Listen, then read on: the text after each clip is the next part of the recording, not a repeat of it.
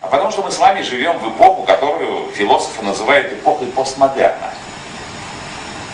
А характеристикой этой эпохи является очень, на мой взгляд, опасная идея.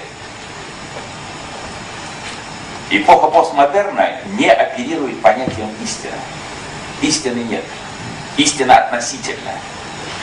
Сколько голов, столько и истин. Вместо истины есть понятие плюрализма мнений.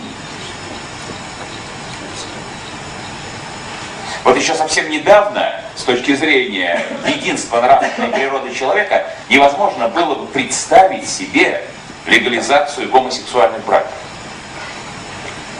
15 лет тому назад невозможно. А сегодня не только возможно, но сегодня идет борьба на уровне законодательства, чтобы оградить народ от внедрения такой практики. Знаете, что нас ждет в самом ближайшем будущем? Запомните то, что я сейчас вам скажу. То, что я вам сейчас скажу, вас покоробит внутренне, потрясет. Но поверьте мне, так и будет. Следующим витком будет педофилия. Потому что оправданием гомосексуализма является ложно понимаемая, но получившая огромное распространение идея прав человека. Тогда возникает вопрос, а почему нельзя практиковать педофилию? Это же тоже ограничение прав и свобод. Нам сейчас кажется это ужасно. Но и там ужасным казалась тема гомосексуализма 15-20 лет тому назад, сегодня не ужасная. Если мы не поменяем критерии в оценке человеческой деятельности, если единственным критерием будут те критерии, которые нам предлагает либеральная философия, связанные с правами и свободами, у нас будет легализована педофилия. Совсем недавно я с удивлением и с некоторым удовлетворением, потому что это было косвенным доказательством моего тезиса, узнал, что в Голландии легализована политическая партия педофилов, которая требует легализации педофилии. Они достигнут своего. А дальше что? Этому процессу нет конца. Этому процессу конец в аде, в огне апокалипсиса.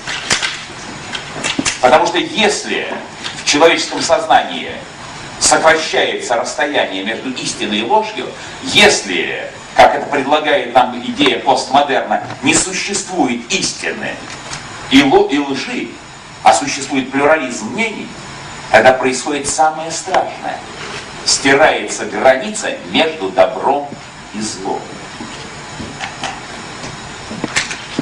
Еще будучи мальчиком, я как-то спросил своего папу, прочитав «Апокалипсис», папа, так антихрист может прийти в мир?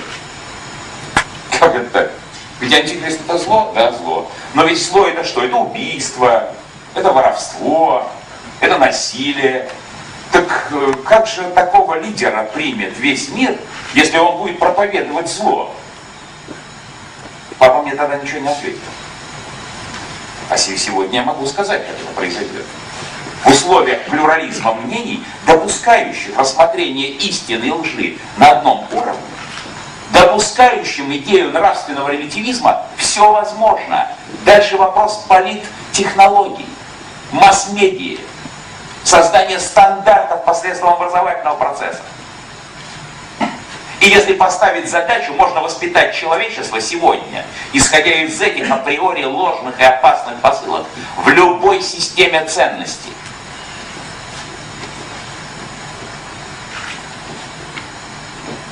Вот я сам для себя ставлю вопрос. Какую Россию мы хотим видеть?